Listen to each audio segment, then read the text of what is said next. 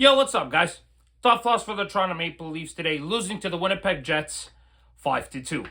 Now, guys, obviously before the start of the game, Austin Matthews was no good to go for this game. Of course, obviously, it was very unlikely that he would be playing in this game today against the Winnipeg Jets. Obviously, like I mentioned, re-aggravating his injury against the Buffalo Sabres. Now, the bigger surprise that wouldn't be playing in this game was Chris Tanev, which was an absolute shock to see. Seeing no Tanev in this game, his first missed game of the year for the Leafs. So Philip Myers draws back in. And Craig Berube had to make some lineup changes. He had to split up the Bobby McMann, Nick Robertson, and Max Domi lineup. So that was unfortunate to see.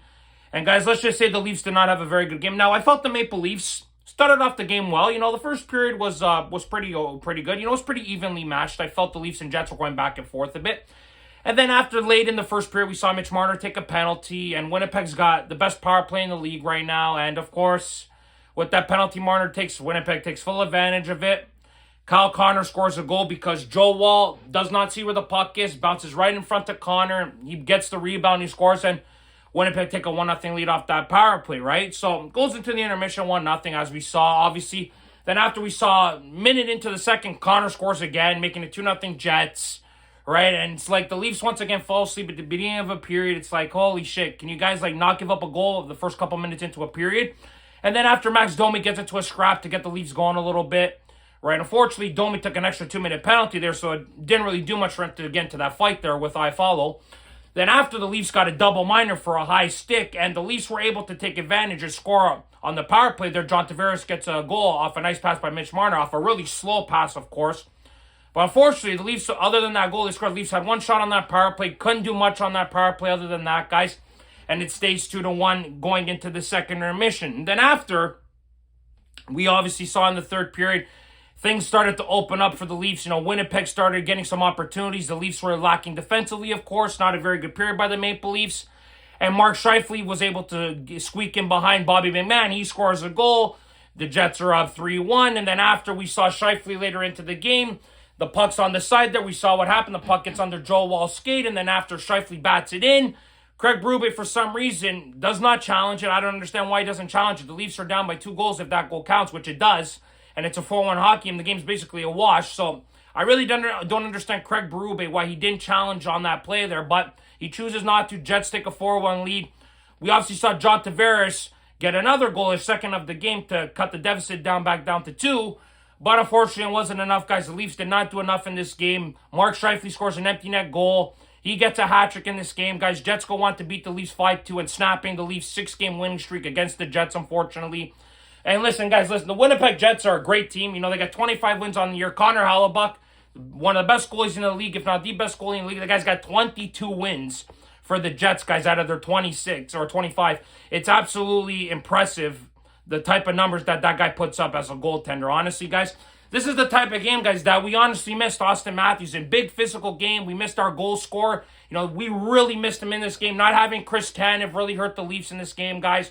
You know, missing 2 of your best players offensively and defensively, and you're playing one of the best teams in the league. Of course, these are the type of games that are going to happen, right? You know, William Nylander didn't have such a great game. He was pretty quiet on the score sheet. Marner was quiet today. So it just, nobody really showed up. John Tavares was really one of the only few guys that showed up in this game, of course. Just was not a very good game for the Maple Leafs, guys. You know what I mean? So it's tough to see the Leafs lose back-to-back games going into the Christmas break. Very unfortunate for them. All I know is that fucker Jesse Pollock won't shut the hell up now, probably. He was probably at Scotiabank Arena today chirping off his fucking gums because the Jets beat the Leafs today. Big fucking deal, buddy. We beat you 6 in a row before you beat us today. So enjoy the win, Jesse Pollock, honestly, because, honestly, I can't stand the bloody Jets. Anytime we can beat the Jets, it's a good day for me, of course. We'll let them have their one cookie for the year, of course. That's fine. That's not a big deal, of course. But now, obviously, the Leafs are on a 3-day Christmas break, of course.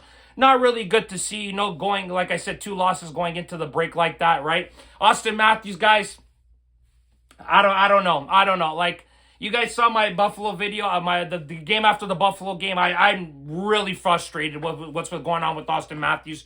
You know, he cannot play until he's healthy. I don't give a shit how long it takes. Like I said in my previous video, guys, Austin Matthews has to sit out as long as possible. The problem with that, though, is, guys, I don't think the Maple Leafs will have a great as of run as they did when the last time Austin was hurt.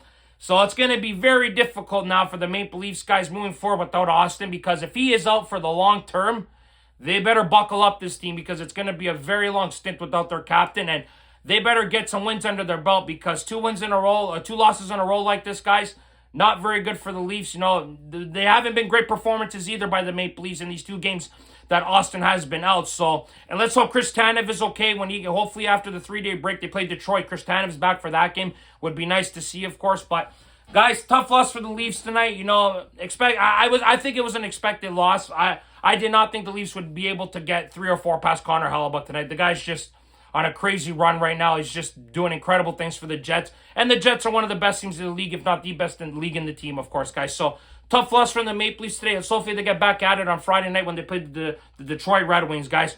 But, guys, that's it for this video. Thank you very much for watching. As always, guys, could like this video. Subscribe if you guys want to see more content.